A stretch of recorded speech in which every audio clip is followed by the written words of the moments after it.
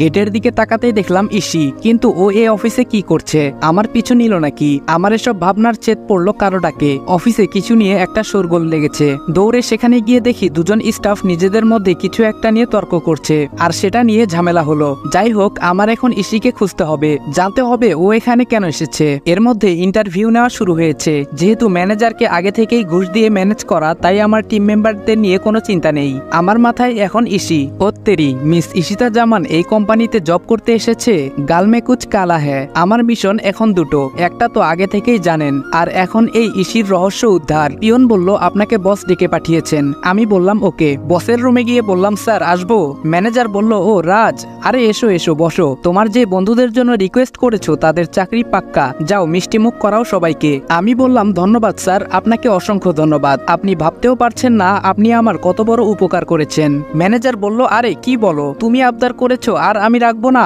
গত এক মাসে তুমি আমার কম উপকার তো করনি ইয়াংম্যান। আমি বললাম এটা আমার কর্তব্য স্যার। ম্যানেজার বলল অল রাইট। আমি বললাম আমি তাহলে আসি স্যার। ম্যানেজার বলল যাও। আমি চলে এসেছি আমার ডেস্কে। অমনি ফোনটা বেজে উঠে। আমি খুশির খবরটা স্যারকে জানিয়ে দিলাম। স্যার অনেকটা নিশ্চিন্ত হলেন। আজকে ওদের নিয়ে প্ল্যান করে কাজটা বুঝিয়ে দিতে হবে। বসকে বলে অফিস থেকে বেরিয়ে গেলাম। ওদের চারজনকে নিয়ে একটা রেস্টুরেন্টে চলে এলাম এবং সবাই মিলে দুপুরের খাবার খেয়ে আমাদের ফিক্সড করে রাখা রুমে চলে গেলাম এবং ওই কোম্পানির ম্যাপ বের করে ওদের সবটা বুঝিয়ে দিলাম। সব খুঁটিনাটি দেখাতে লাগলাম। আয়াস বলল স্যার লোকটা মারাত্মক বুদ্ধি খাটিয়ে কোম্পানি দাঁড় করিয়ে রেখেছে। অগ্নি বলল আমাদের প্ল্যানও মারাত্মক করতে হবে। আমি বললাম ঠিক ধরেছ, আমাদের কাজ অতি সাবধানে করতে হবে। রাতুল বলল এর মাস্টার মাইন্ড কিন্তু সেই ধরিবাজ বলে মনে হচ্ছে স্যার। নীরব বলল আজও কেউ জানেই না এই কোম্পানির মালিকটাকে, বড়ই অদ্ভুত কিন্তু স্যার। আমি বললাম হ্যাঁ, আমার মনে হয় লোকটা আমাদের পরিচিত, সাধারণ মানুষের মুখোশের আড়ালে ঘুরে বেড়াচ্ছে। নীরব বলল হ্যাঁ স্যার সেটাই। আমি বললাম ঠিক আছে, তোমরা প্ল্যান অনুযায়ী কাজ করবে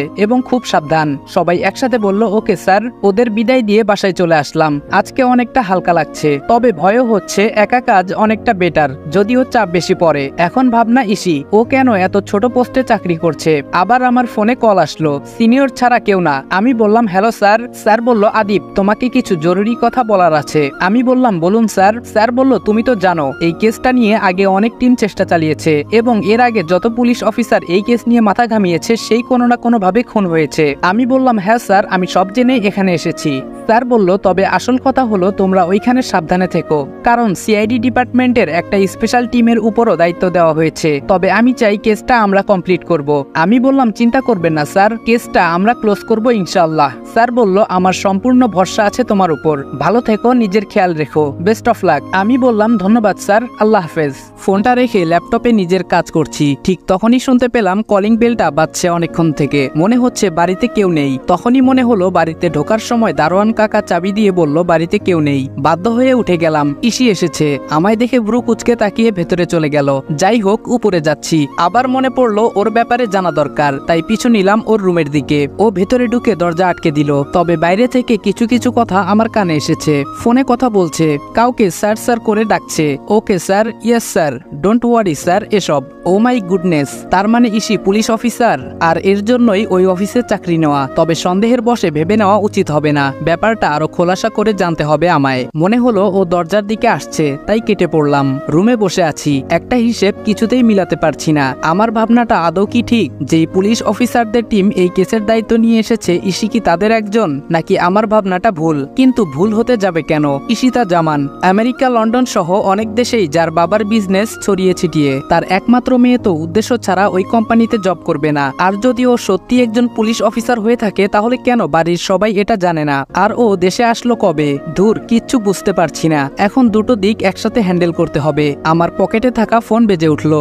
ফোনটা রিসিভ করে বললাম হ্যালো। অপর সাইড থেকে বলল হ্যালো স্যার, আমি অগ্নি বলছি। আমি বললাম হ্যাঁ বলো অগ্নি। অগ্নি বলল স্যার আপনি এই মুহূর্তে কারখানায় আসুন। আমি বললাম ওকে, আমি এক্ষুনি আসছি, তোমরা ওইখানেই থেকো। ফোনটা কেটে দিয়ে রিভলভারটা গুজে বাইকের চাবিটা নিয়ে বেরিয়ে যাচ্ছি। পেছন থেকে কেউ একজন ডাকছে মনে হলো। ঘুরে দেখি আরু ডেকেছে। আরু বলল এই যে ভাইয়া, আপনি কি বের হবেন?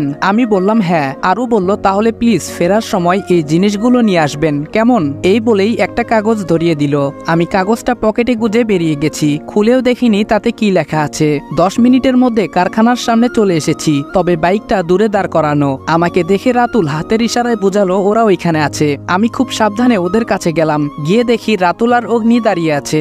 আমি বললাম তোমরা দুজন দুজন এখানে কেন এসেছো আর বাকিরা কোথায়? রাতুল বলল, স্যার আমরা এসেছিলাম জায়গাটায় একটু চোখ বোলাতে, এসে দেখি ওইখানটায়